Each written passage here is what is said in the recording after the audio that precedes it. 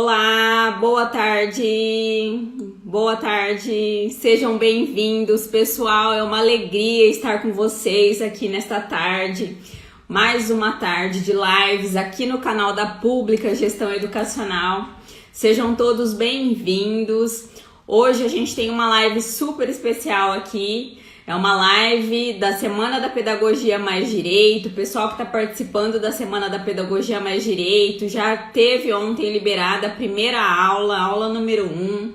E hoje, então, nós estamos realizando essa live. É uma live complementar, com um tema complementar aos temas que nós estamos abordando na Semana da Pedagogia Mais Direito. Então, sejam todos muito bem-vindos. Vocês que já nos acompanham aqui no canal da Pública Gestão Educacional, vocês sabem que nós compartilhamos frequentemente conteúdos relacionados à legislação educacional, fazemos posts, artigos, promovemos lives, sempre com o objetivo de compartilhar a legislação educacional de uma maneira prática e objetiva, tá? Para que você, profissional da educação, tenha uma atuação mais segura e eficiente através dos conhecimentos da legislação educacional, para que você, gestor educacional, diretor de escola, supervisor de ensino, dirigente de educação, coordenador pedagógico, para que você resolva problemas do dia a dia das escolas e dos sistemas de ensino com facilidade e também alcance aí uma atuação mais segura e eficiente. E aos colegas advogados que também nos acompanham, que se interessam por legislação educacional, sejam também muito bem-vindos, tá? Para quem ainda não me conhece, enquanto o pessoal chega, eu sou a Sarita Pérez, sou advogada, especialista na área de direito educacional e atuo há mais de 15 anos na área de educação pública, prestando consultoria para vários sistemas de ensino. Já tive esse prazer, essa oportunidade de conhecer a realidade de muitos sistemas de ensino aí por meio da minha atuação na área de educação pública. E aqui, juntamente com o Dr. Silvio e o Dr. José Roberto do Nascimento, nós dirigimos a Pública Gestão Educacional, que é esse canal aqui que tem como missão compartilhar a legislação educacional de uma maneira prática, objetiva, acessível a todos os profissionais da educação. Então sejam muito bem-vindos. Bom, o tema da nossa live aqui hoje, como eu disse para vocês, é uma live complementar aos temas que nós estamos promovendo lá na Semana da Pedagogia Mais Direito. Tenho certeza que vocês já estão inscritos, mas caso alguém aqui na live ainda não esteja participando da Semana da Pedagogia Mais Direito, já fica aqui o meu convite para acessar o link de inscrições na bio. É totalmente gratuito, as aulas são online. Ontem nós liberamos a primeira aula, tá? Da Semana da Pedagogia Mais Direito, com o tema As Dúvidas para as quais os profissionais da educação não encontram respostas na pedagogia. A aula tá incrível, quem já participou dos nossos eventos tenho certeza que está gostando. Amanhã, quarta-feira, nós liberaremos a segunda aula e na sexta-feira a terceira aula, tá? Então fica aqui o meu convite. Então, esse tema de hoje que a gente escolheu, que eu escolhi para falar aqui com vocês, ele está relacionado então aos temas que nós estamos abordando na Semana da Pedagogia Mais Direito. Entenda as normas e diretrizes dos órgãos educacionais e eleve o seu nível de atuação profissional. Enquanto o pessoal está chegando aqui, eu também quero pedir uma coisinha para vocês, né? Eu acho que vocês compartilham aqui desse desejo de conhecer a legislação educacional, mas tenho certeza que vocês também têm aí alguns amigos. Então clica aqui no aviãozinho que tem no Instagram e compartilha aqui essa live com pelo menos 5 amigos, para que eles também participem aqui da nossa live. Hoje, pessoal, eu tenho uma surpresa no final da live para vocês, tá? Uma surpresa bem interessante, vou até dar um spoiler aqui, ó, tá? Então fiquem aqui com a gente que a live vai ser muito interessante para vocês. Obrigada, ó, a Fernanda tá dizendo que adorou a primeira aula, foi incrível, parabéns aos doutores, muito obrigada, excelente, ó, a Eri Fran também dizendo sempre uma excelente aula. Muito obrigada, pessoal. Sejam todos bem-vindos. Então, para Enquanto o pessoal aí tá chegando, compartilhem, por favor, façam essa gentileza pra gente chamar mais pessoas aqui pra nossa live. Por que que eu escolhi esse tema, tá? Que eu e a Dr. Silvia, a nossa equipe, nós pensamos nesse tema de hoje. Eu vou falar, dentro aqui desse tema, de 2 assuntos importantes, que é a educação especial, tá? E ensino híbrido flexível. Pessoal de Campo Limpo presente, pessoal de Minas, obrigada. Tá? Por que que nós escolhemos então esse tema? Falar das normas e diretrizes educacionais como uma forma de elevar o nível de atuação do seu nível de atuação profissional e dos membros da sua equipe. Nós fizemos uma pesquisa para o pessoal que está participando da Semana da Pedagogia Mais Direito, e lá nessa pesquisa, mais de 40% dos alunos que responderam à nossa pesquisa disseram o seguinte, que tem dúvidas sobre as normas e diretrizes emanadas pelos órgãos de educação. E também tem dúvidas quando precisam fazer cumprir as disposições legais relativas à organização das escolas ou do sistema de ensino que atua. Tá? Então vejam que somando aqui essas 2 dúvidas, 41,7% das pessoas que participaram da nossa pesquisa têm dúvidas em relação a essas normas. Então, como que a gente faz para mostrar para vocês, para trazer um conteúdo aqui relevante para vocês, que vocês possam efetivamente aplicar no dia a dia? Então, Sarita, a gente precisa compreender as normas e diretrizes educacionais vigentes, mas nós precisamos aplicá-las, fazer cumprir essas normas no dia a dia lá na escola. Como que a gente faz isso? Então esse é o meu objetivo aqui nessa aula com vocês, e eu vou fazer isso, como eu disse, através de 2 temas: educação especial e ensino híbrido flexível, tá? Eu quero que vocês saiam aqui dessa live com a clareza, assim, com a certeza de que a legislação educacional, de que as normas, elas são uma verdadeira aliada dos profissionais da educação, tá? Então vocês podem utilizar a legislação educacional, podem e devem, a favor aí da educação e do dia a dia de atuação profissional de vocês, tá? Então vamos lá. Esses 2 temas que eu separei para tratar aqui com vocês hoje, o que acontece? Nós temos as normas e diretrizes educacionais, ou seja, nós temos lá na Constituição Federal, na LDB e também em diretrizes do Conselho Nacional de Educação, normas tratando desses temas, dispositivos legais regulamentando aí a educação especial e o ensino híbrido flexível, que são os temas da nossa aula. Mas qual é a grande questão a ser resolvida? Sarita, como eu aplico isso no meu sistema de ensino, já que essas normativas, elas não estão 100%, elas não conseguem abranger 100% das nossas necessidades e das nossas dificuldades no dia a dia, né, profissional. Eu enquanto profissional de educação ou enquanto gestor educacional, eu não consigo, muitas vezes, aplicar 100% dessas diretrizes ou normas, até mesmo porque às vezes são normas e diretrizes gerais, eu não consigo aplicá-las efetivamente no meu sistema de ensino. Então, como eu faço isso? Vocês fazem isso, pessoal, através da expedição de normas regulamentares para os sistemas de ensino, tá? E eu quero aqui nessa aula de hoje dar os caminhos para vocês conseguirem fazer esse procedimento. Então, a gente tem lá uma diretriz nacional, tá?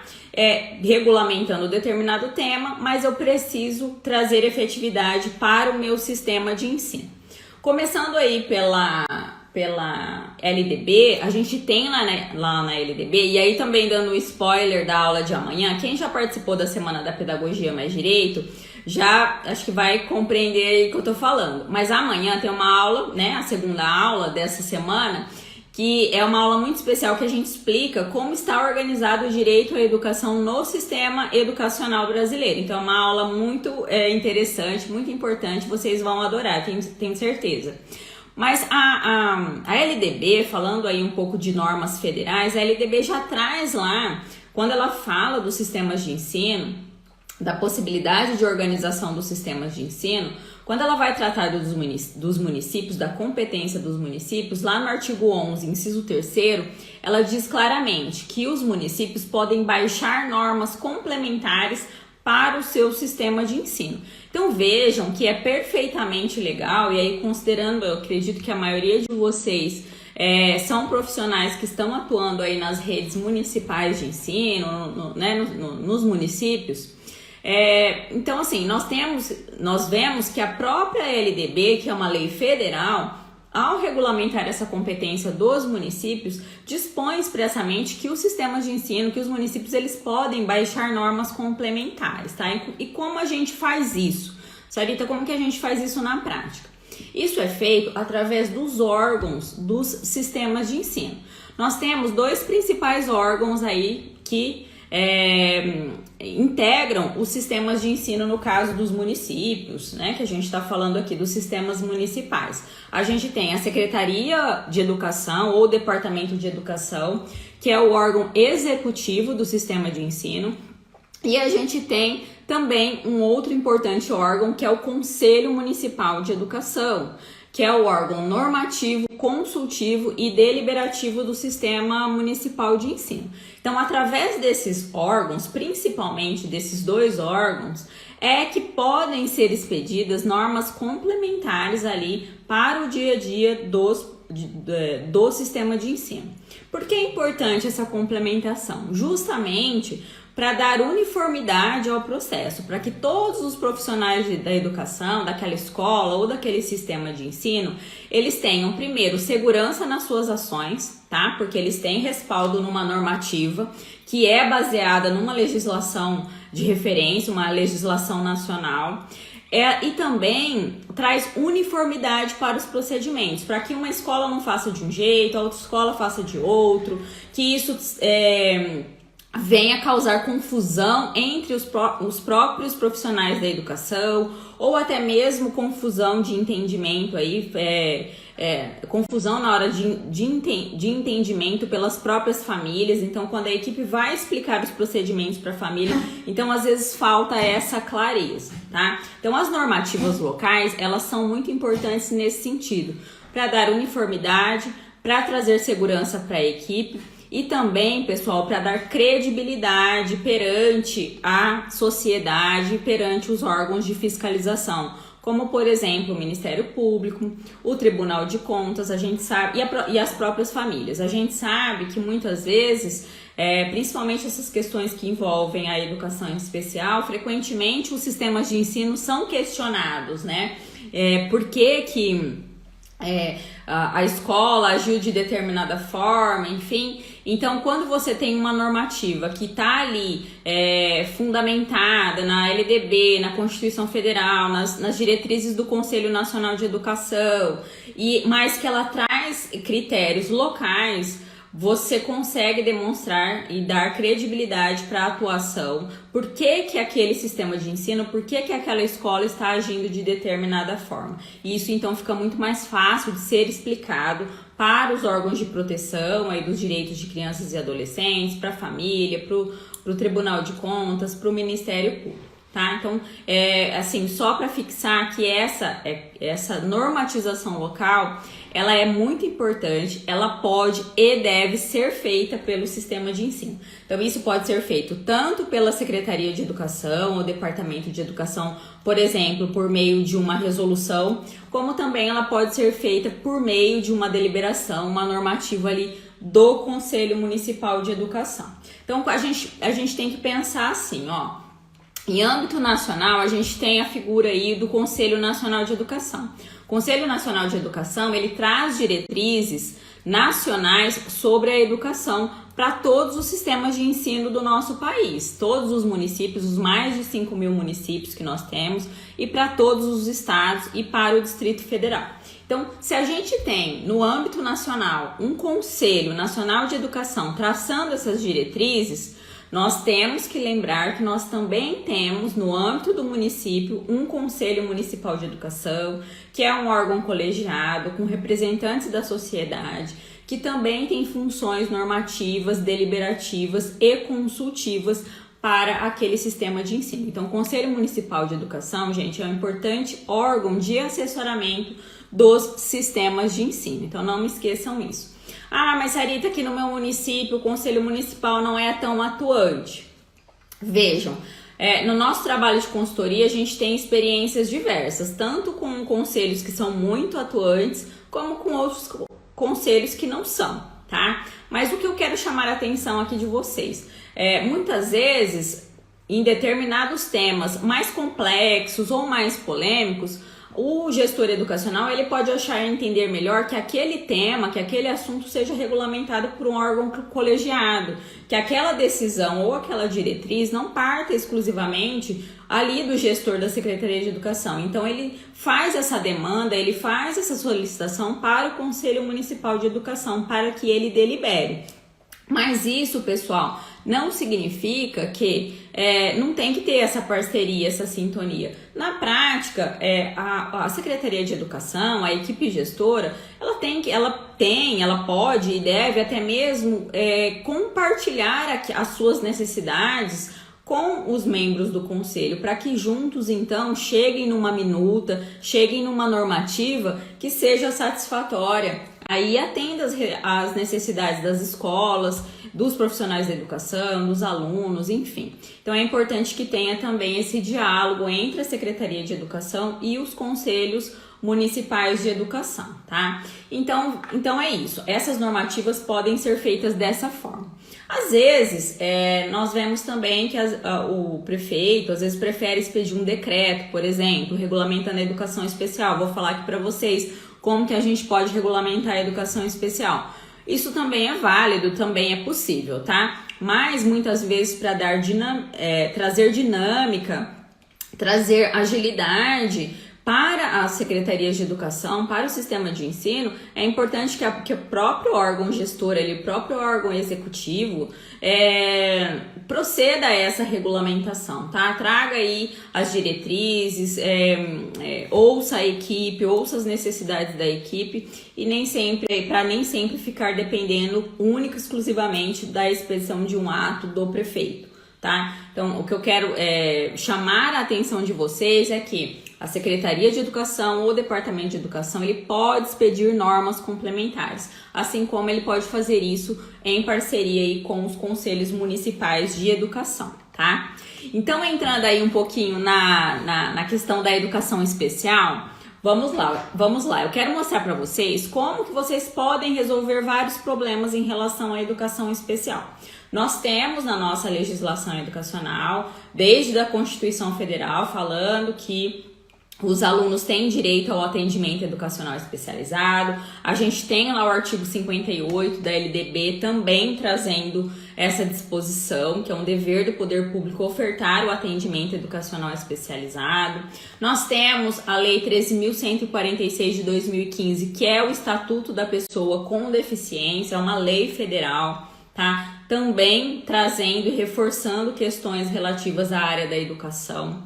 A gente tem um decreto federal, que é o decreto 7.611 de 2011, que dispõe sobre a educação especial e especificamente sobre o atendimento educacional especializado. Então, também um decreto federal regulamentando isso.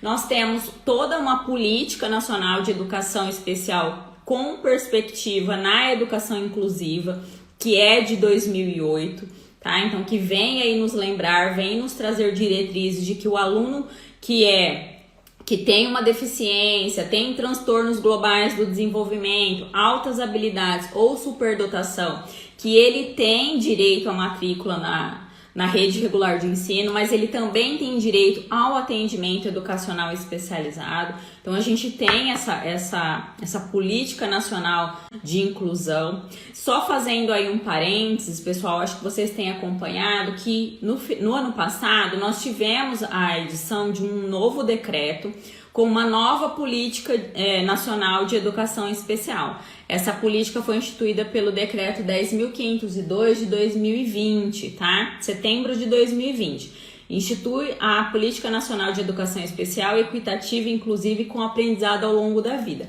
Mas esse decreto foi muito polêmico, em razão dele resgatar alguns conceitos que já não vinham sendo mais utilizados, como a questão das classes especiais, enfim. Então, na época que houve a edição desse decreto, houve um grande debate, e aí em dezembro do ano passado, o Supremo Tribunal Federal, ele suspendeu a eficácia desse decreto, tá? Então, embora nós tenhamos aí uma nova Política Nacional de Educação Especial, a sua regulamentação, que é o decreto, está suspensa por meio de uma liminar do Supremo Tribunal Federal, que foi deferida em 21 de dezembro de 2020, tá? E hoje de manhã, eu consultei no site do STF, vai haver uma audiência pública dia 24 de agosto, agora, reunindo todas as entidades que são ligadas à educação especial. Então vai haver uma audiência pública no âmbito do STF, então as entidades ainda estão com prazo para fazer a habilitação nesse processo e para que haja essa audiência pública. Então, assim, só para esclarecer para vocês, ainda nós temos aí vigente a Política Nacional de Educação Especial na perspectiva de educação inclusiva, tá? Pode ser que nós tenhamos aí novidades em relação a isso, mas por enquanto aquele novo decreto, a nova política está suspensa por uma decisão aí do STF, tá?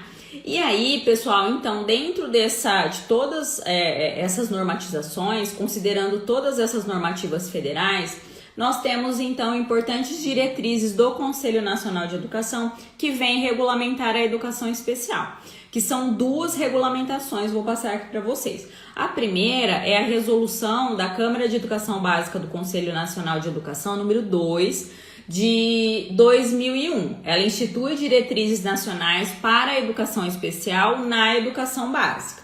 E nós temos depois, desde 2009, uma outra resolução também da Câmara de Educação Básica do Conselho Nacional de Educação, que é a resolução número 4 de 2009, que institui diretrizes operacionais para o atendimento educacional especializado na educação básica, na modalidade de educação especial.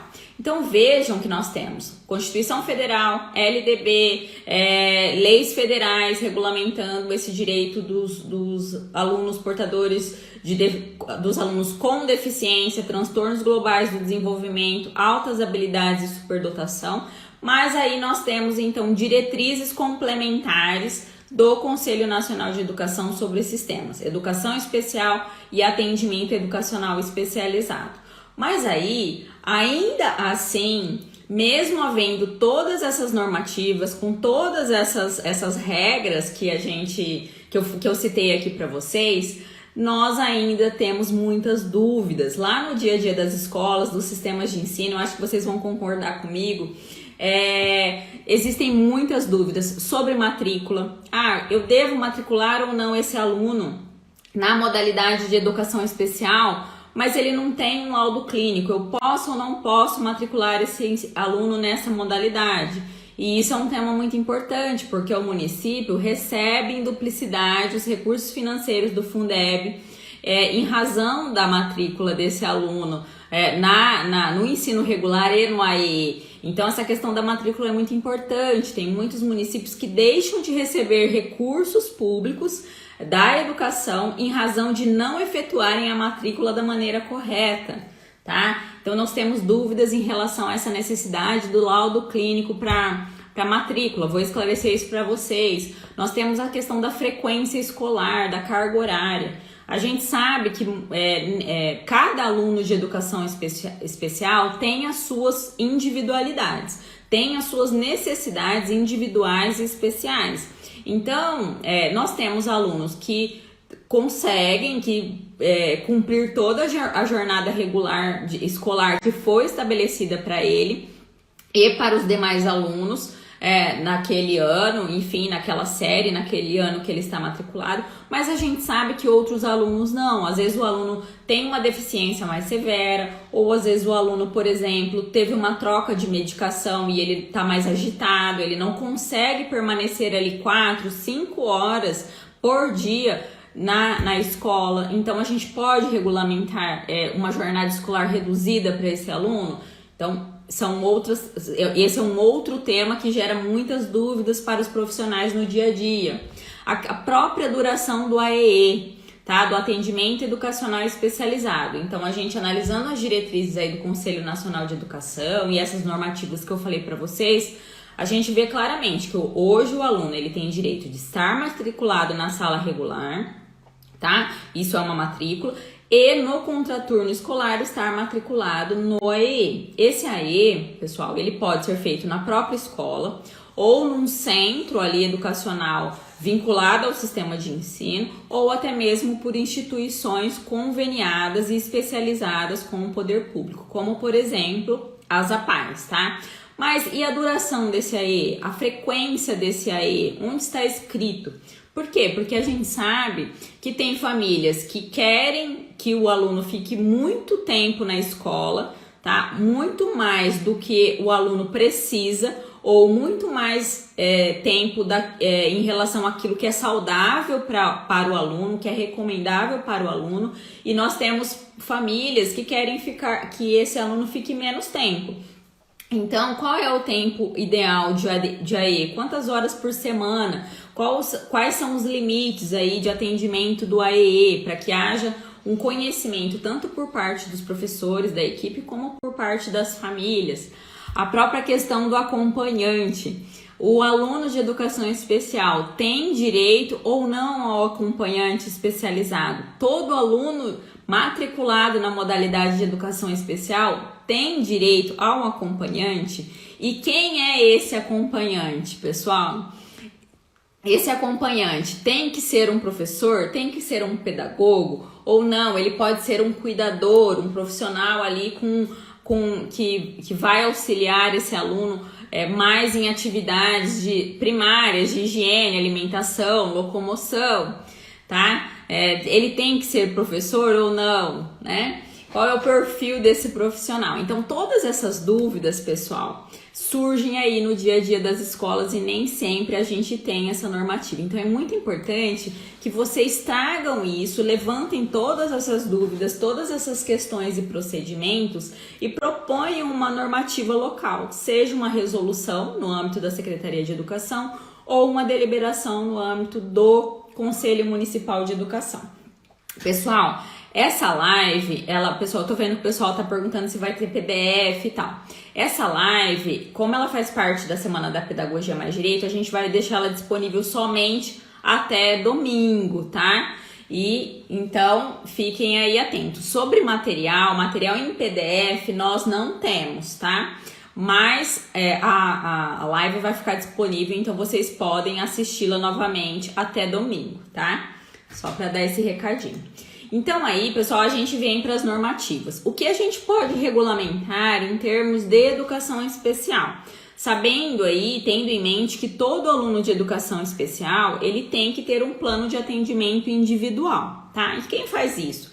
Quem faz esse plano de atendimento individual? Quem faz o AE? Quem são os profissionais que decidem se esse aluno é um aluno de educação especial, pode ser matriculado nessa modalidade ou não, tá? Lembrando que a matrícula é importante, a gente fala da questão do recurso financeiro, mas a gente fala no sentido, pessoal, de que o município ele depende dos recursos públicos para financiar a educação local. Então é muito importante que haja a matrícula da maneira correta e que o município, que o sistema de ensino não deixe de receber recursos, porque quanto mais recursos, melhor ele paga os professores, melhores condições de trabalho ele dá para os profissionais da educação e principalmente um melhor atendimento para o próprio aluno, que é o destinatário desse recurso, desse serviço educacional, tá?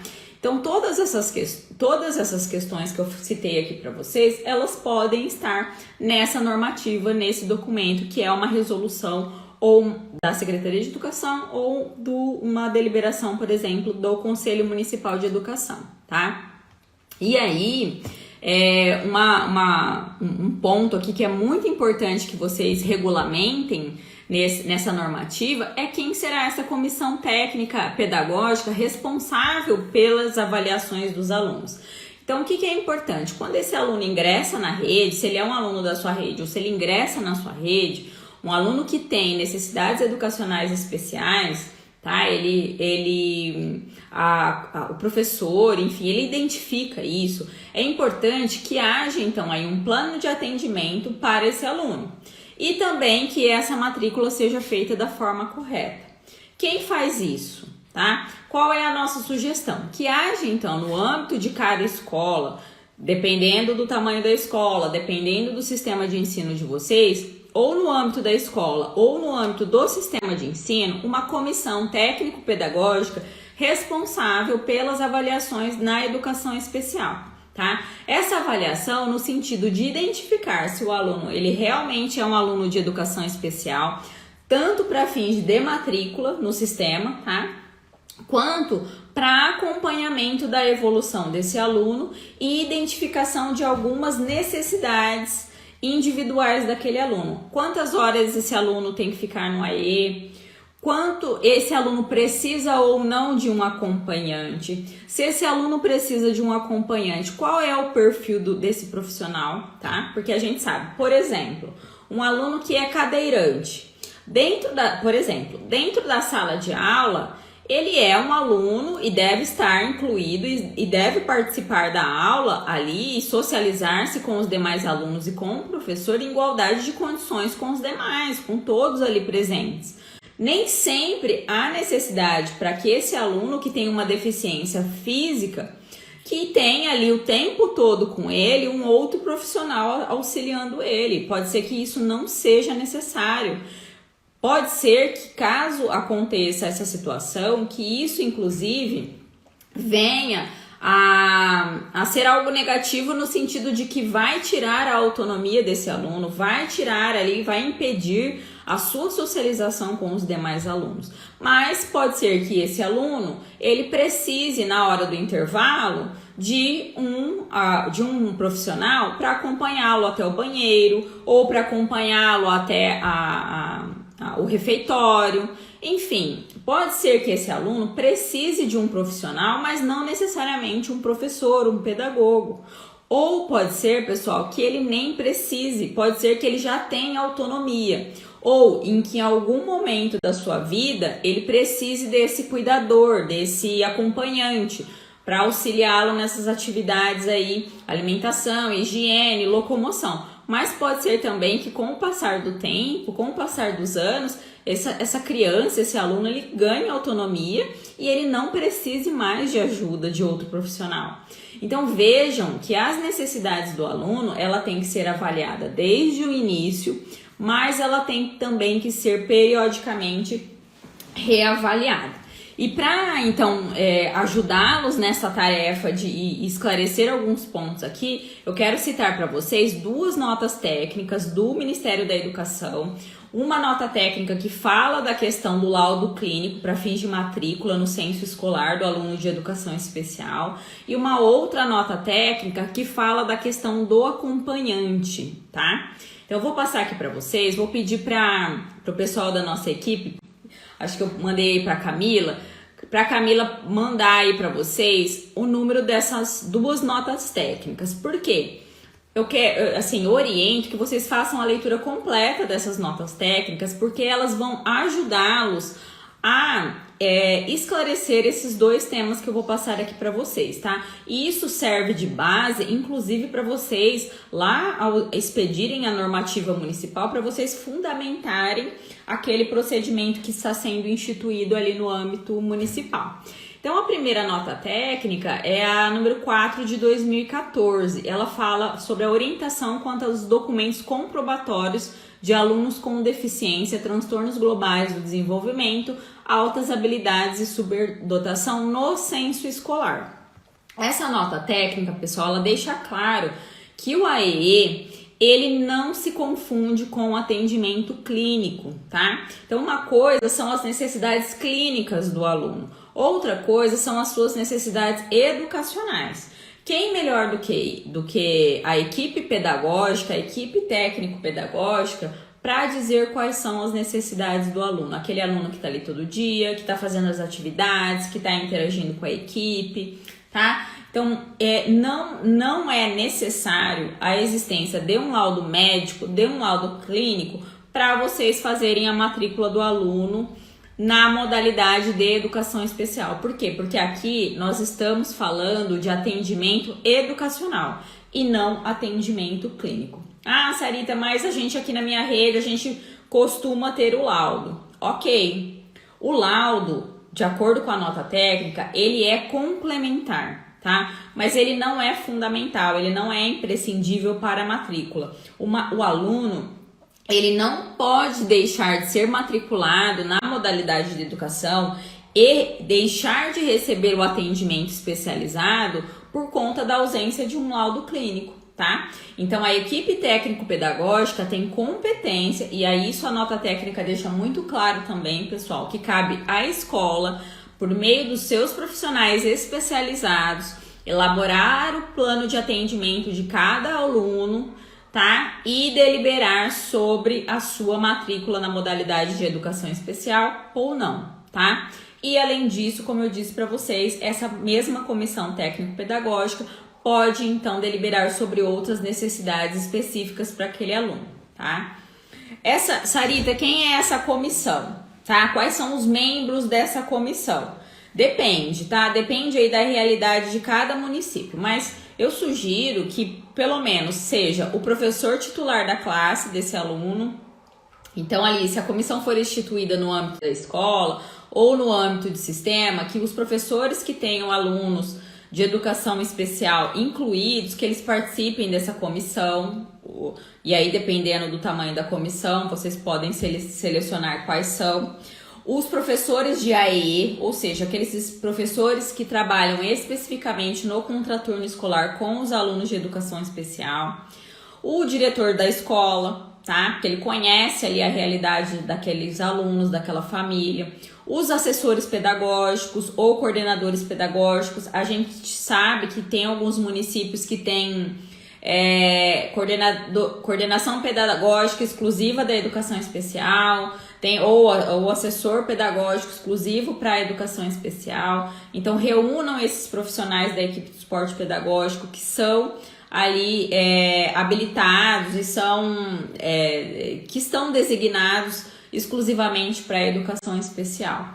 Então, se naquela rede também, ou naquele quadro de servidores, tem o psicopedagogo, melhor ainda, tá? Ah, é obrigatório ter o psicopedagogo? Não é, tá? Você, se ali no quadro de servidores, vocês têm, a gente sabe que tem redes que tem, outras não tem. Se tem a figura do psicopedagogo, inclui pelo menos um psicopedagogo na comissão. Então, formem uma comissão técnico-pedagógica com todos aqueles profissionais que estão habilitados na área de educação especial e que de uma forma ou de outra trabalham com os alunos dessa modalidade, para que eles então façam componham essa comissão e acompanhem o desenvolvimento desse aluno, tá?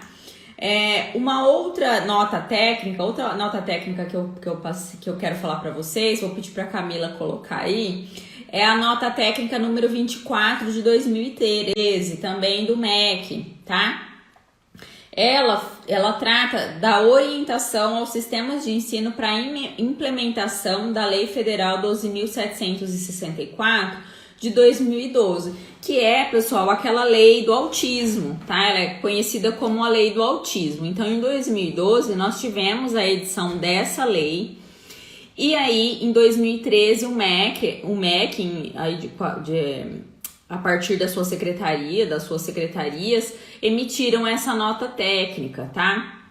De acordo com essa nota técnica, é importante que vocês leiam, tá? A nota toda, aí a Camila tá colocando para vocês, pessoal, o número da nota técnica.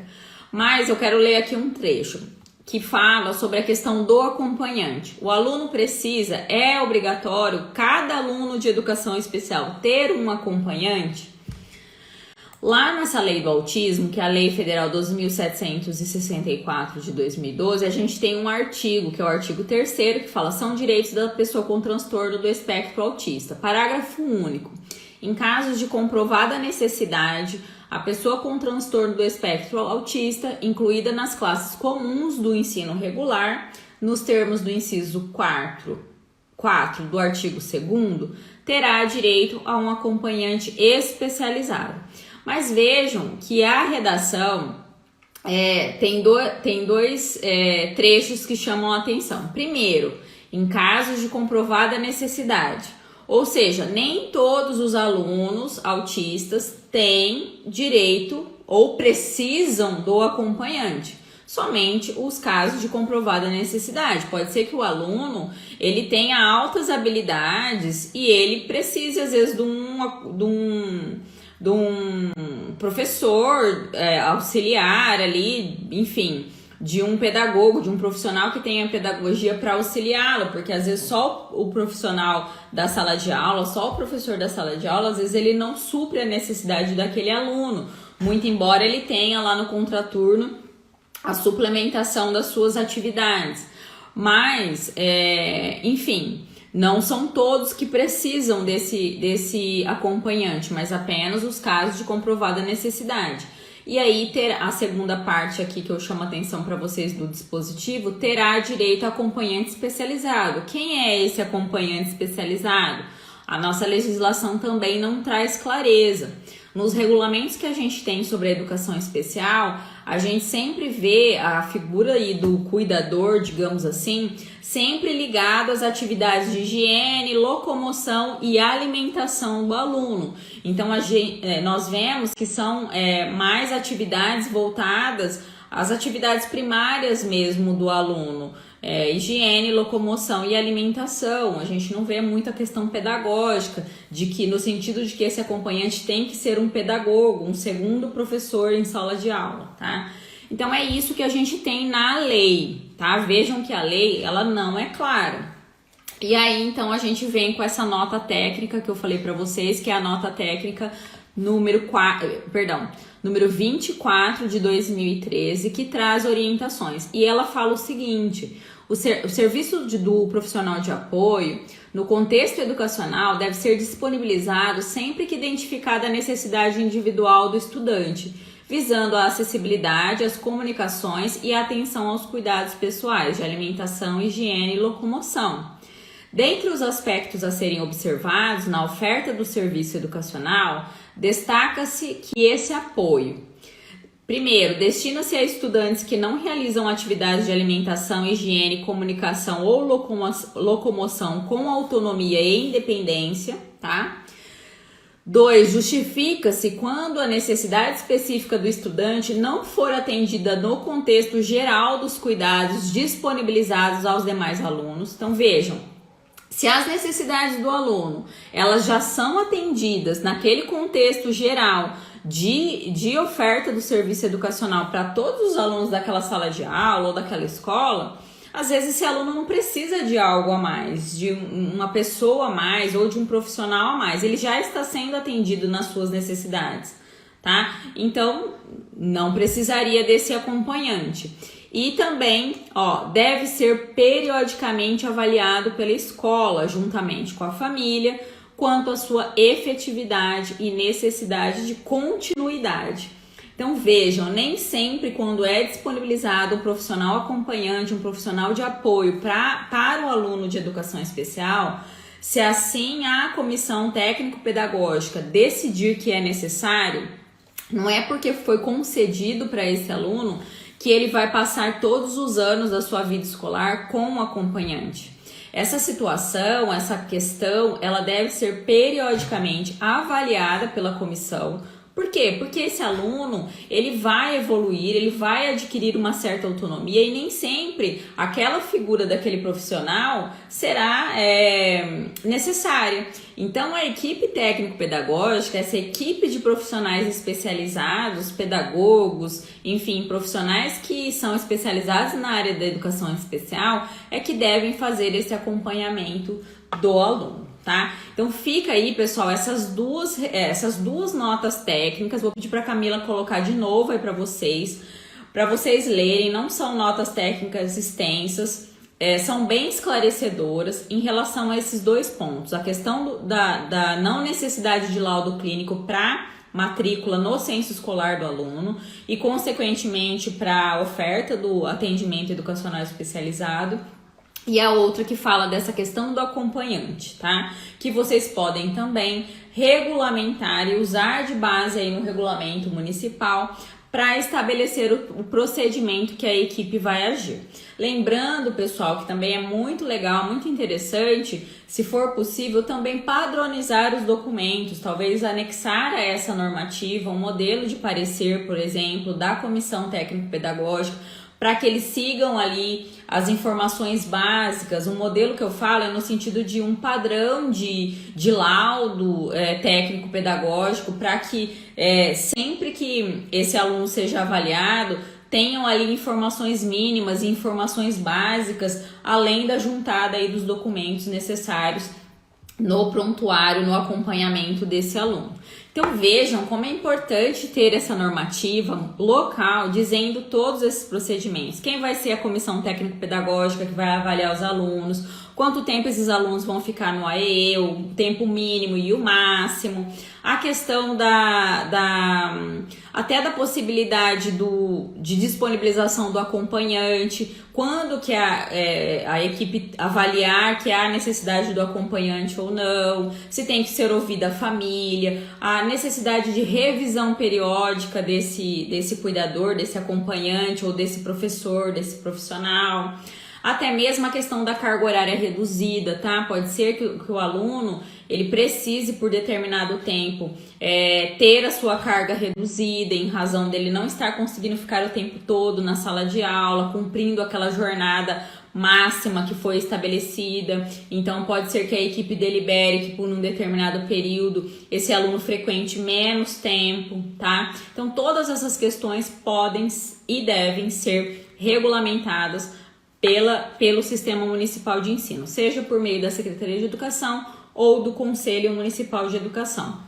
Sempre que houver um questionamento do Tribunal de Contas, da Promotoria de Justiça ou da própria família, vocês terão um histórico de documentos demonstrando as reais necessidades daquele aluno. E não vai ser a palavra do professor, só o professor falou que esse aluno precisa ou não, que esse aluno não precisa disso ou não precisa desse atendimento. Não, é uma equipe técnico-pedagógica respaldada no regulamento municipal, que por sua vez tem por fundamento as diretrizes emanadas pelos órgãos federais de educação, regulamentando aquele procedimento.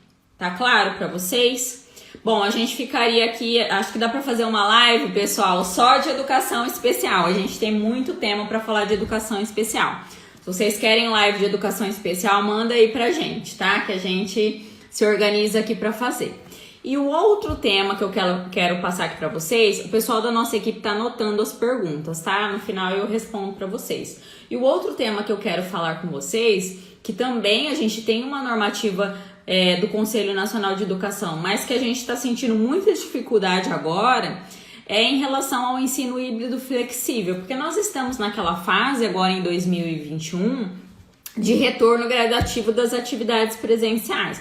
Então a gente tem uma resolução do Conselho Nacional de Educação, tá? Que é a resolução número 2 de 2020, ela foi editada em dezembro de 2020, dizendo que os sistemas de ensino têm autonomia para regulamentar o retorno escalonado e gradativo dos alunos, das atividades presenciais, tá? Ó, tô vendo o pessoal colocando aí que sim, quero live de educação especial. Então, beleza, pessoal, a gente vai se organizar aqui para trazer um conteúdo bem informativo para vocês. E então nós tivemos essa regulamentação porque em 2021 o ensino exclusivamente remoto ele não é a opção, digamos assim. Lá por essa resolução do Conselho Nacional de Educação que foi editada em dezembro, essa resolução, não sei se eu falei para vocês, mas ela é do Conselho Pleno, tá? Aquelas resoluções que eu citei para vocês da educação especial são da Câmara de Educação Básica. Essa resolução aqui é a resolução número 2 de 2020 do Conselho Pleno do Conselho Nacional de Educação. Ela reforça a autonomia dos sistemas de ensino para regulamentar o retorno presencial dos alunos, então decidir quais são as faixas etárias. Sarita, aqui no meu município a educação, a creche não dá para voltar, primeiro nós vamos voltar com os alunos do ensino fundamental ou pré-escola, ensino fundamental, a gente vai esperar um pouco a creche, tá? Então todas essas questões o município tem autonomia para regulamentar, isso está dito lá na resolução número 2 de 2020 do Conselho Pleno, do Conselho Nacional de Educação, mas mesmo assim muitas outras coisas precisam ser regulamentadas. Porque o ensino exclusivamente remoto, ele é exceção em 2020, tá? Lá a gente não tem uma autorização plena de ficar até o final de 2021 com o ensino só remoto.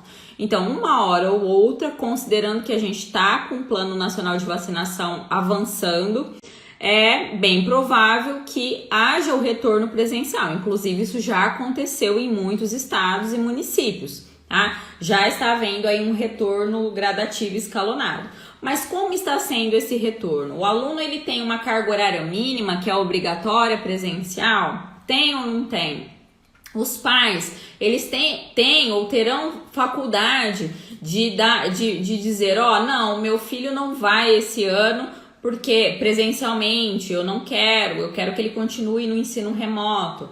Quantas horas estão valendo essas horas de atividades da escola? Quantas horas esse aluno está frequentando na escola presencialmente ou vai frequentar? E quantas ele vai fazer de atividades remotas? Como isso está sendo contabilizado? Então, nós temos várias situações também que precisam e devem ser regulamentadas pelo sistema de ensino. Assim como eu coloquei para vocês no exemplo da educação especial, nós temos aí, então, essa questão do ensino híbrido flexível. E eu tô chamando de ensino híbrido flexível, pessoal, por quê? O ensino híbrido, na sua concepção original, ele é uma mescla, ele é uma integração entre atividades presenciais e atividades não presenciais com o uso de tecnologias digitais, tá? E que por meio do uso dessas tecnologias, isso se reverta em um ensino personalizado, digamos assim, que isso se reverta em um direcionamento personalizado para cada aluno. O que a gente tem, a nossa realidade, a realidade do nosso país não é essa, tá? Muitos municípios, muitos sistemas de ensino têm alunos que não têm acesso à internet, que estão tendo atividades exclusivamente impressas, livros didáticos, atividades impressas, xerox, enfim. Eles não têm nem mesmo o uso da internet. Lembrando também que só ministrar a aula online não é ensino híbrido, porque tem que ter essa mescla de atividades presenciais com atividades não presenciais. Então a gente não tem esse ensino híbrido na sua concepção original na maioria dos sistemas de ensino do nosso país. Acho que eu posso afirmar isso com certeza. Tá? O que a gente tem é uma adaptação. E nessa resolução que eu passei para vocês, a resolução 2/2020, ela fala claramente dessa questão do ensino híbrido flexível. Então, o próprio Conselho Nacional de Educação recomenda, reconhece essa flexibilidade do ensino no nosso país. Então, tá lá no artigo 10. As secretarias estaduais e municipais de educação têm competência e responsabilidade para definir as medidas de retorno, bem como oferecer atividades não presenciais e ensino híbrido flexível no retorno gradual às atividades presenciais, respeitando os protocolos sanitários, considerando os diferentes impactos e tendências da pandemia. Então vejam, pessoal, que o próprio o próprio Conselho Nacional de Educação, por meio dessa resolução, reconheceu essa questão do ensino híbrido flexível, mas que as secretarias de educação, os sistemas de ensino têm competência e responsabilidades para definir as medidas sobre esse retorno, para decidir as medidas sobre esse tipo de oferta do ensino, tá? Então é muito importante que vocês tenham uma regulamentação clara e objetiva sobre como será ofertado esse ensino em 2021 aos alunos. E por que isso é importante? Mais uma vez, porque é importante a gente interpretar a legislação federal, as diretrizes nacionais e trazer isso para o nosso município, para o nosso sistema. Por quê? Porque, primeiro, isso dá uniformidade aos processos, então todas as escolas vão seguir o mesmo procedimento, vão seguir o mesmo padrão de atendimento, lembrando que é dever aí, a gente tem por dever ofertar o ensino público de qualidade e manter o padrão de qualidade, mesmo na pandemia, tá? É um dever aí do poder público. Então a gente tem essa questão da uniformidade dos processos. É lógico, cada escola às vezes tem que fazer uma adaptação, porque tem uma clientela diferenciada, mas é importante que exista uma diretriz ali que dê uniformidade para os procedimentos de todas as escolas dessa rede. É a resolução número 2 do Conselho 2 de 2020, mas ela é do Conselho Pleno do Conselho Nacional de Educação, tá? Ela é de dezembro de 2020.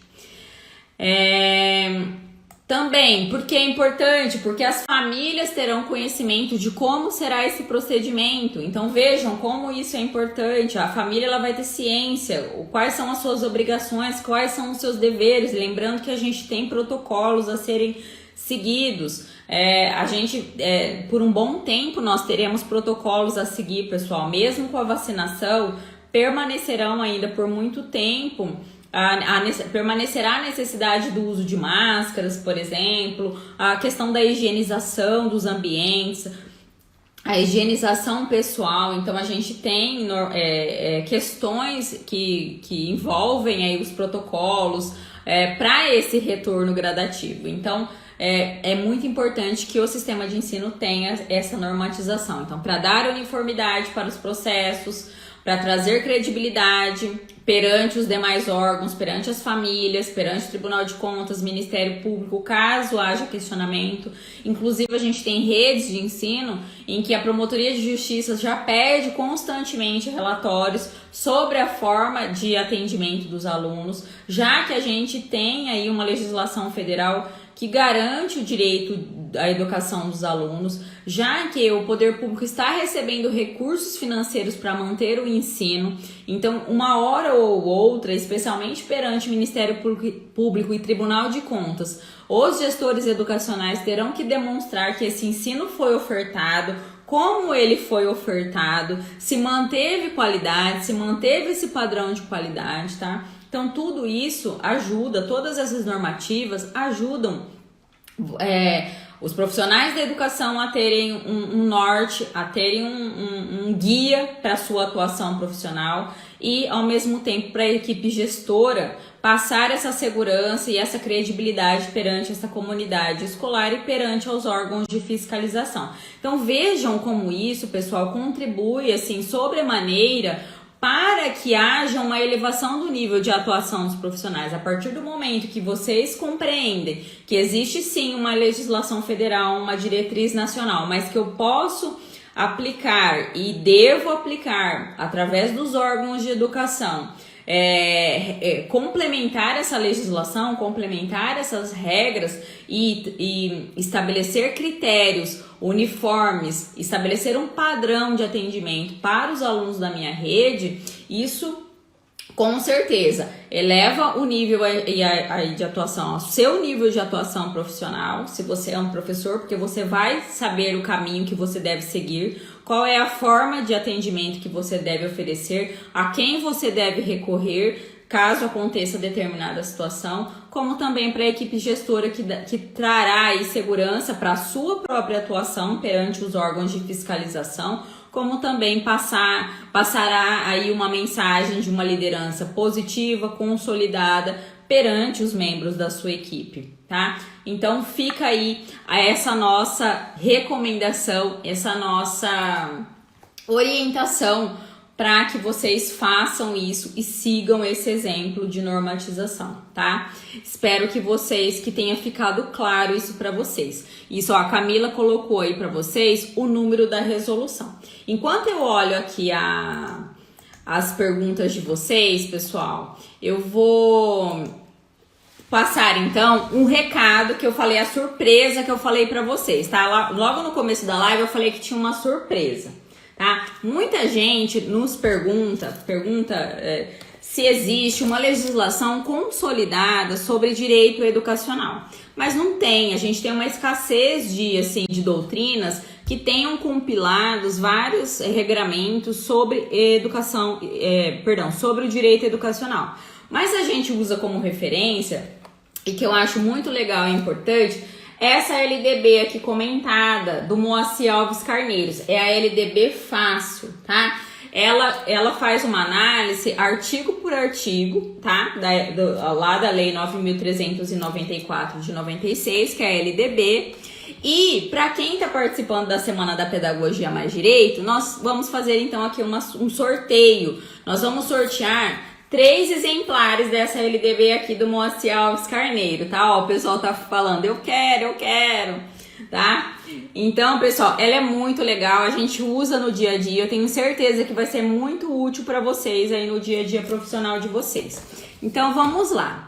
A nossa equipe postou agora há pouco lá no Instagram um post com uma foto aqui da LDB, tá?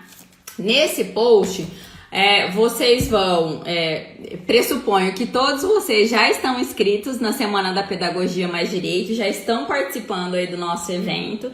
Então, quais são as regras, né? Eu vou dar uma repassada aqui com vocês, mas o pessoal da equipe postou lá, tá? Tem tudo certinho lá no post. Tem que estar inscrito na Semana da Pedagogia Mais Direito, tem que ir lá no post, aqui, lá eu falo, mas é aqui no feed do Instagram, onde tem esse post que tem a LDB, curtir o post, fazer um comentário, o que vocês estão achando da Semana da Pedagogia Mais Direito e marcar 3 amigos. Então vai lá, marca o arroba de 3 amigos e fala, tô gostando, não tô gostando, ou o que eu aprendi, enfim, dá um feedback pra gente sobre o que você tá aprendendo.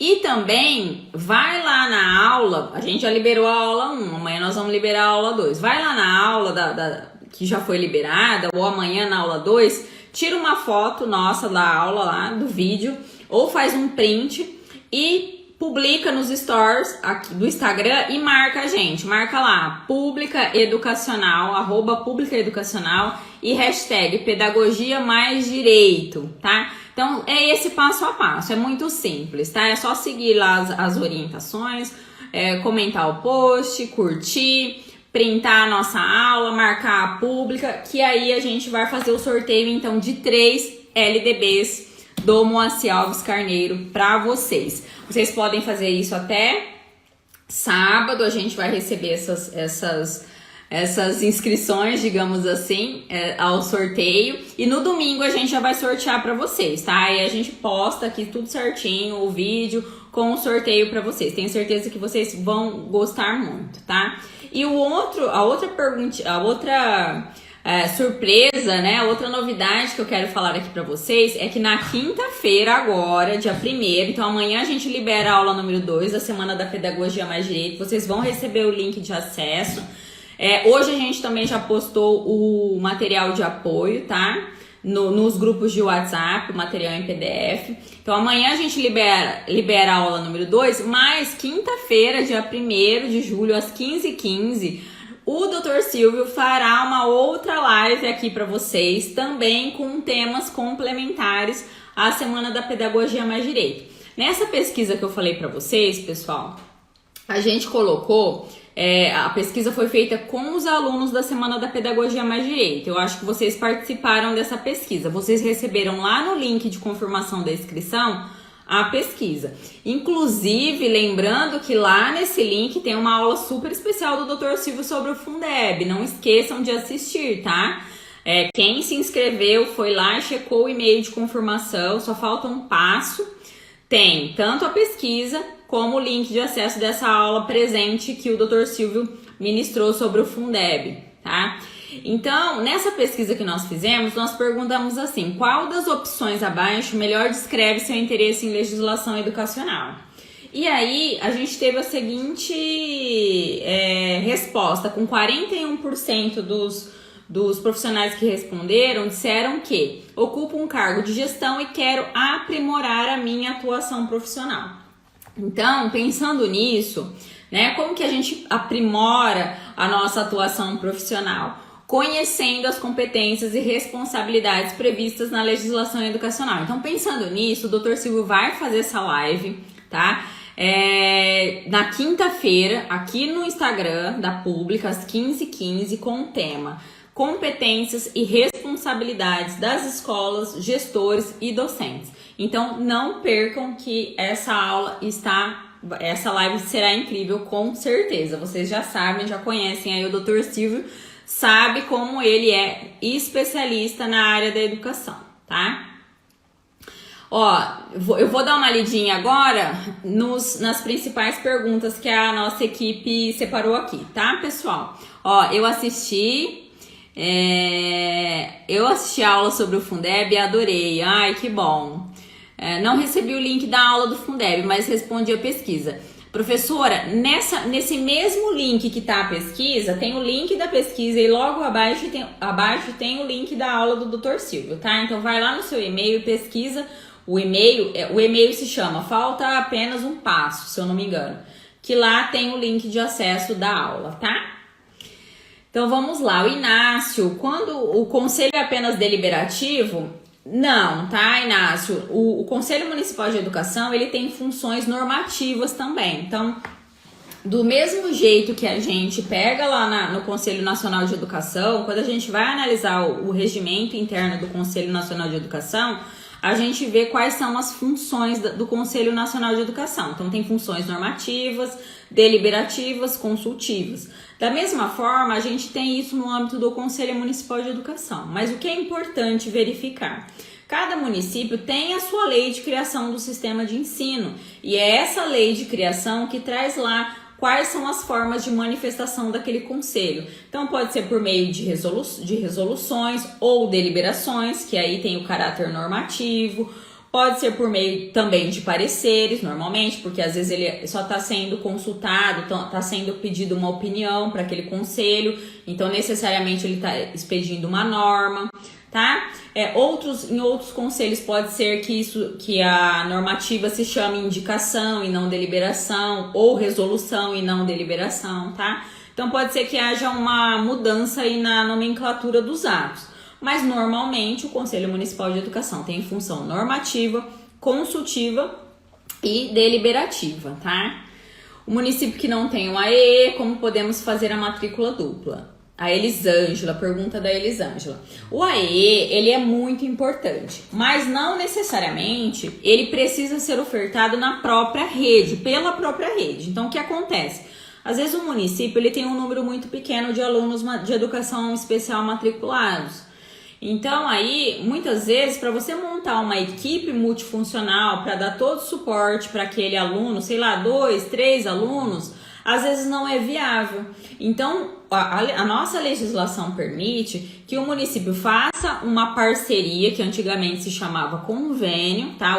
Hoje se chama parceria. Faça uma parceria com uma entidade que seja especializada na área de educação especial, tá? Por exemplo, a APAE ou uma outra instituição, tá? Que cumpra ali os requisitos, faça parceria para que o aluno receba o AEE no contraturno nessa entidade, tá? Nessa instituição. Então, existem essas duas formas. O aluno estar matriculado na rede de educação especial, na rede regular de ensino e no AEE, tá? E aí esse AEE pode ser ofertado tanto na própria escola, tá? Numa escola da rede, num centro de educação ali do próprio município, da própria rede, ou via aí, então, instituição que atende aí na modalidade de educação especial. Quando tem um aluno especial em uma turma na qual ele não tem um professor só para ele, o que devemos fazer? Então, essa questão de ter um profissional, um professor exclusivo para o aluno de educação especial, ou seja, ele tem ali 2 professores à sua disposição, o professor titular da classe e um professor só para ele, cai justamente nessa questão, Anne, da necessidade de avaliação pela equipe técnico-pedagógica. Então, eu sugiro que se tenha uma equipe técnico-pedagógica, se vocês não têm essa equipe, essa comissão constituída ainda formalmente, que pelo menos se reúnam os membros ali da escola, o professor da classe desse aluno, o professor de AEE, o diretor de escola, o coordenador pedagógico, se tiver um psicopedagogo, chama esse psicopedagogo, faz uma reunião e faz uma avaliação das necessidades daquele aluno. Esse aluno realmente ele precisa desse segundo profissional. Então aí a escola vai providenciar esse profissional. Ou não, esse aluno não precisa. Muitas vezes o professor titular daquela classe, ele já é habilitado em educação especial. Então, às vezes, não necessariamente precisa ter um segundo professor ali naquela sala de aula. Então, eu sugiro que isso seja feito via uma comissão, tá? Uma comissão técnico-pedagógica que pode ser instituída ali no âmbito da escola ou em nível de sistema de ensino, formalmente, como eu expliquei para vocês aqui, por portaria e tal, baixa uma regulamentação da Secretaria de Educação ou do Conselho Municipal, nomeia a comissão formalmente, por portaria, enfim. Mas se não tiver ainda isso, se isso não for possível aí a curto prazo, que essa equipe se reúna na escola e decida, e faça por escrito, tá? Faça realmente um laudo ali, uma avaliação, junte documentos, deliberem e vejam qual é a melhor forma de atendimento para aquele aluno, tá? Uma turma pode ter até quantos alunos com necessidades especiais? É a pergunta do Erifran Paulo. Muito bem. Essa é uma dúvida muito frequente. Nós não temos, em termos de legislação nacional, federal, nenhuma regulamentação, Erifran, que estabeleça um número mínimo ou um número máximo de alunos na sala de aula que tem aluno de educação especial, tá? Ou uma quantidade específica máxima de alunos de educação especial por turma, tá? Nós não temos isso na nossa legislação federal. O que eu oriento você verificar? Se no âmbito do seu sistema de ensino existe alguma regulamentação. Alguns municípios que têm sistema próprio de ensino normalmente regulamentam isso, tá? Normalmente, acho que não é a palavra mais adequada. Alguns sistemas de ensino normatizam esse tema, tá? Mas isso sim, não é frequente. Pelo contrário, a maioria dos sistemas de ensino que eu já trabalhei normalmente não tem esse tipo de regulamentação, tá? Então, para haver uma obrigatoriedade, para haver uma regra na qual o sistema de ensino tenha que seguir, deveria haver aí um regramento local municipal, tá? Se não houver, aí a gestão educacional, o sistema de ensino tem mais flexibilidade para colocar quantos alunos ele entender conveniente. Lembrando que tem a questão do bom senso, enfim, mas essa também eu acredito que é uma questão que pode ser deliberada pelas equipes pedagógicas, tá? Avaliar quantos alunos por sala, né? Enfim, verificar se o professor titular da sala tem habilitação para educação especial, ele está qualificado, preparado, trazer capacitação para a equipe, tá? Isso é muito importante, já que aqui a gente está falando, tenho certeza, com vários gestores educacionais, a capacitação em serviço ela é muito importante e talvez vocês organizando e parando para pensar sobre esse assunto, vocês terão mais possibilidades de trazer capacitações, de atender a equipe, de esclarecer esse tema, tá? Isso é importante também. E para os pais, a pergunta da Lucy, para os pais que não aceitam que o filho precisa passar por uma análise. Sim, Lucy, esse é um tema bem complexo. Como eu disse para vocês, o que eu vejo, e acho que vocês mais ainda, vocês que estão aí nas escolas, que são pedagogos e lidam diariamente com isso, tem algumas famílias que compreendem a situação, compreendem que o seu filho tem uma necessidade educacional e ele tem direito a esse atendimento especializado, tá? E contribuem, participam, mas tem outros profissionais que não... tem outras famílias que às vezes não aceitam, né? Que aquela criança tem alguma necessidade educacional diferenciada, que ela precisa de um atendimento complementar ou suplementar no contraturno.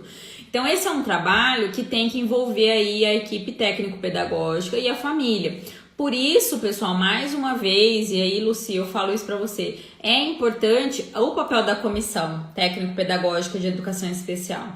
Porque a partir do momento que você tem todo um histórico de atendimento, que você tem um laudo, um parecer elaborado por uma equipe de profissionais, é muito mais fácil chamar essa família e explicar isso para essa família e demonstrar as necessidades daquele aluno, demonstrar que haverá participação da família, demonstrar que essa situação será reavaliada de tempos em tempos, que a família poderá contribuir para esse processo. Isso é muito importante. Eu acho que isso traz uma clareza para a equipe, mas também traz aí uma clareza para a família, tá? Que talvez sinta-se mais amparada e entenda um pouco melhor essa questão da educação especial. Porque, como eu disse, a nossa legislação, ela fala que o atendimento não é clínico, é um atendimento educacional, tá? Então, é importante que tenha isso. Pessoal, nós temos muitas e muitas perguntas aqui. Eu não sei se eu vou conseguir, tá? Vou responder para vocês. Acho que a gente vai ter que fazer uma live só de educação especial, tá? Deixa eu ver aqui se eu respondo alguma coisa essas aulas, a pergunta sobre o ensino híbrido flexível. Essas aulas com o ensino híbrido flexível hoje não são reconhecidas pelo MEC como aulas legais ou apenas atividades livres em pandemia. São reconhecidas sim, tá, Maria? Tá? Todas as resoluções todos os pareceres que foram editados no ano passado pelo Conselho Nacional de Educação reconhecem, tá? A gente demorou um pouco ali para ver a manifestação, mas quando saiu a manifestação do Conselho Nacional de Educação, todas as diretrizes foram no sentido de que essas atividades são sim reconhecidas. Entretanto, para que sejam reconhecidas, devem estar registradas. Por isso que é importante, assim, muito importante, o registro das atividades, tá? Então, a gente precisa que exista o registro das atividades como forma de comprovação das horas letivas mínimas, tá? Então, há sim um reconhecimento, vários pareceres ali do Conselho Nacional de Educação que foram editados no ano passado, já no curso da pandemia, como até mesmo essa resolução que eu passei para vocês, que é a resolução do Conselho Pleno número 2 de 2020, tá?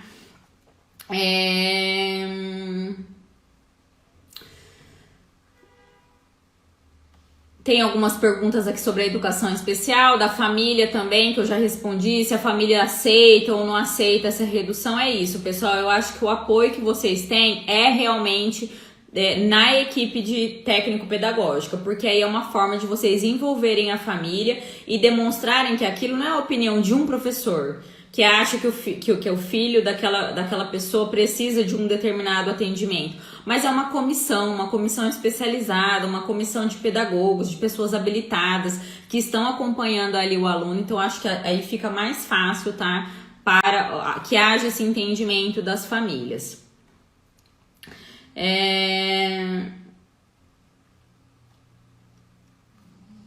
Na sala de aula comum... A pergunta da Lucineide, tá? Na sala de aula comum, onde temos alunos de educação especial, é necessário um cuidador por aluno ou pode ser um cuidador para 2 ou 3 alunos? Também nós não temos essa normativa, tá, Lucineide? Quem vai decidir isso é a comissão técnico-pedagógica. Então, por exemplo, se a comissão entendeu que aquele profissional, que aquele aluno, por exemplo, naquela classe tem 2 alunos de educação especial e é necessário um profissional ali, um pedagogo, ela já pode decidir se esse pedagogo já pode atender e dar o suporte ali para aqueles 2 alunos, tá? A comissão vai, e eu entendo que é perfeitamente possível, tá? Porque assim, sempre que a gente pensa na educação especial, a gente tem que pensar na questão da inclusão e não da exclusão.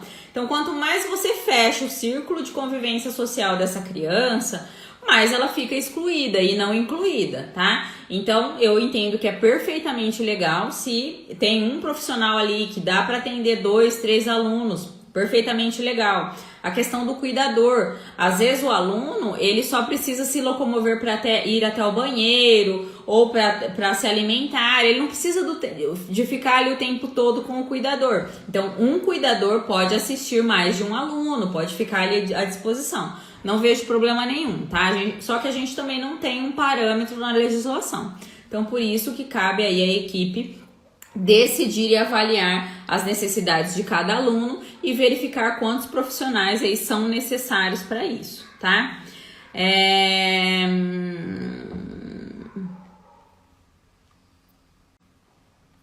Pessoal, eu vou fazer mais uma perguntinha aqui que a gente já estourou no tempo. Eu prometo para vocês que a gente faz uma live só de educação especial, se vocês quiserem. Eu vi que vocês pediram aí, mas eu vou responder aqui a Gláucia. Quando a família se recusa a aceitar que o aluno está com alguma necessidade especial, como a escola deve agir? Deve ser acionado o conselho tutelar?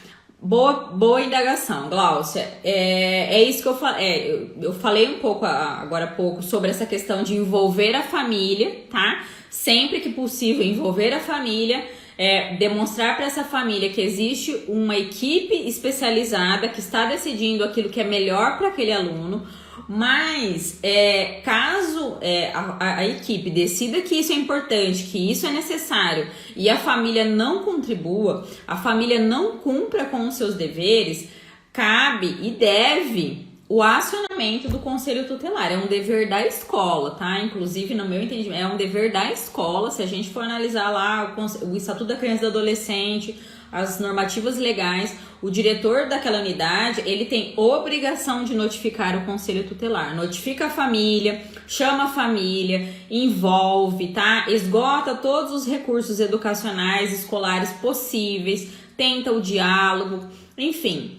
Não havendo saída, restando prejudicado o atendimento daquele aluno em razão da inexistência de cooperação daquela família, cabe sim, então, a notificação ao conselho tutelar e também, se for o caso, se o conselho tutelar também, uma vez acionado, ficar inerte, não for até essa família, não buscar resolver essa situação, cabe também, inclusive, num segundo momento, a notificação ao Ministério Público, tá? Porque o Ministério, diante, assim, dessa inércia da família e do conselho tutelar, cabe então aí num outro momento o acionamento até do Ministério Público, tá? Então é isso, pessoal. Eu vou anotar aqui, a Camila me encaminhou aqui, o pessoal da nossa equipe, as outras perguntas. Eu prometo para vocês que eu vou pensar aqui numa outra live, num outro tema, para debater com vocês essas outras questões, principalmente relacionadas aqui à educação especial, que eu vi que são a maioria das perguntas. Eu espero que vocês tenham gostado. Fica aqui então o meu convite para vocês assistirem as aulas da Semana da Pedagogia Mais Direito. Fica o meu convite para vocês participarem do sorteio da LDB. Vai lá no post aqui no feed do Instagram que tem todas as instruções para vocês, e o convite para quinta-feira para uma live também super especial com o Dr. Silvio Grabowski aqui no canal da Pública às 15h15. Um beijo, espero que eu tenha contribuído com o aprendizado de vocês, espero que vocês estejam gostando das aulas e até a próxima. Um beijo, pessoal. Obrigada, viu, pela participação, e obrigada, equipe, pelo apoio. Um beijo.